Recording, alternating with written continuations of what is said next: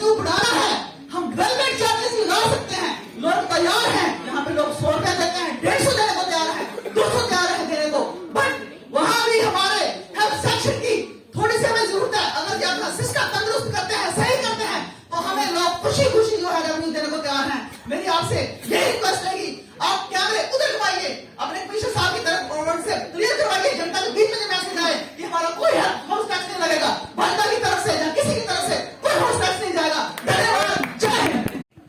बैठिए प्लीज। जो करना है आपने करना है, आप जनता हैं, कमीशन को हमने इंस्ट्रक्ट करना है। तो हम यहां से बोल रहे हैं जम्मू शहर में कोई प्रॉपर्टी टैक्स नहीं लगेगा।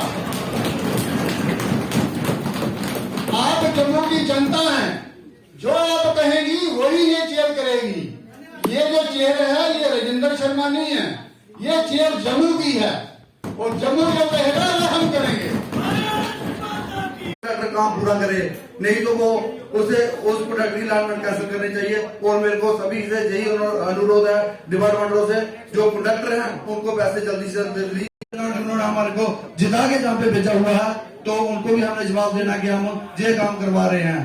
साथ में मेरा मैडम सेक्रेटरी से एक छोटा सा क्वेश्चन था, मैंने एक रेजोल्यूशन यही रुकावट रहती है कि अगर वो कंडक्टर को उनको लाभमेंट दे रहे हैं तो उनका उनसे जो काम लेना उनकी रिस्पॉन्सिबिलिटी है। ऐसा नहीं है कि 4 महीने कंडक्टर काम लेके बैठ जाता, कभी रोड लेवल पे बहुत ज्यादा दिक्कतें आती हैं।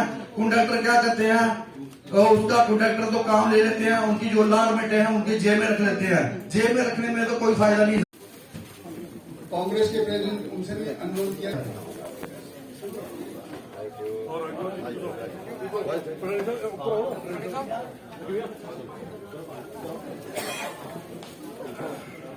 उन्होंने कहा था कि मैं श्रीनगर जा रहा हूं और उन्होंने बोला कि कहना है कि हम प्रॉपर्टी टैक्स के लिए यहाँ सर्वे कर रहे हैं, प्रॉपर्टी का पूरा ब्यौरा ले रहे हैं, कितने स्क्वायर फुट है, उस चीज को उनको मना किया जाए कि वो ये ना कहे कि ये प्रॉपर्टी टैक्स के ऊपर काम चल रहा है।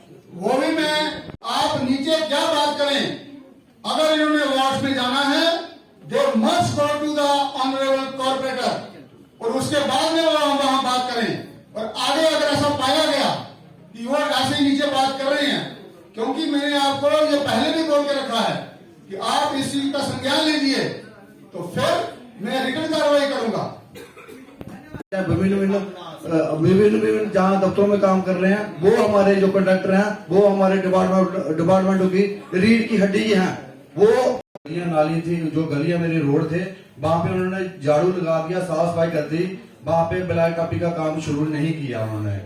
हुआ क्या, जहाँ पे शादियों का सीजन मैम आप अपने क्वेश्चन पे स्टिक रहना है। की तरफ से डेली वेजर मैं डेली वेजर को फील्ड में लेके जाऊंगी, उसका मुझे आप जो भी इशू है रिटर्न में लाइए। मैम ऐसा जो भी इशू जेई लेवल का ऑफिसर को होना चाहिए ना। Thank you sir. अब हम अपने सारे ऑफिसर आना पॉसिबल नहीं था, अब उसको 15 दिन चलो ये हो गया, उसमें आपने देख भी लिया होगा। ये मैं मानती कि 15 दिन के बाद आएगी, वो पॉसिबल भी है, लेकिन ये जो डेली वेजर डाला उसको मैं विजिट करवाऊंगी। लोगों की हमारे रेजुलेशन आएंगे, उन पर बात होगी। हमारे रेजुलेशन का अगर सेटिस्फैक्ट्री जवाब नहीं हुआ तो वो वहाँ पे बात बिगड़ भी सकती है। लेकिन मैं कहूँगा बदलाव कुछ नहीं है, सिर्फ इन्होंने 2-4 लाइनों में जो मेंशन किया है कि एज पर एक्ट एक बंदे को 10 मिनट, एक कारपोरेटर सिर्फ 10 मिनट बोलेगा और जो उस पर बहस करेगा 5 मिनट उसको टाइम दिया जाएगा।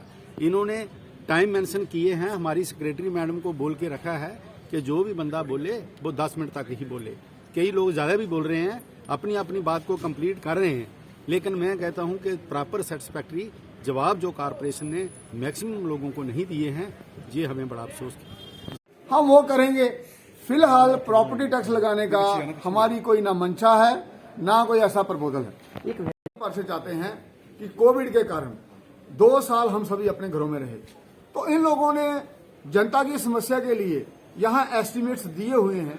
ये चाहते हैं कि जिन कामों को उन्होंने अपने उसमें प्रेरोगेटिव में लिया है वो होने चाहिए। तो ये चाहते हैं अगर टेन्योर एक्सटेंड होता है तो वो काम लोगों के होंगे, और क्योंकि अब एक्सपीरियंस भी हो चुका है तो काम अच्छे से हो लाएंगे। हाउस पास करेगा तो ठीक है, नहीं करेगा तो कोई बात नहीं है उसमें। यहाँ तो सब कुछ हाउस डिसाइड करता है, हाउस में जनता, तो उसमें किसी का पर्सनल स्टे कुछ भी नहीं है। बाकी प्रोसेस ऑफ फंडिंग है।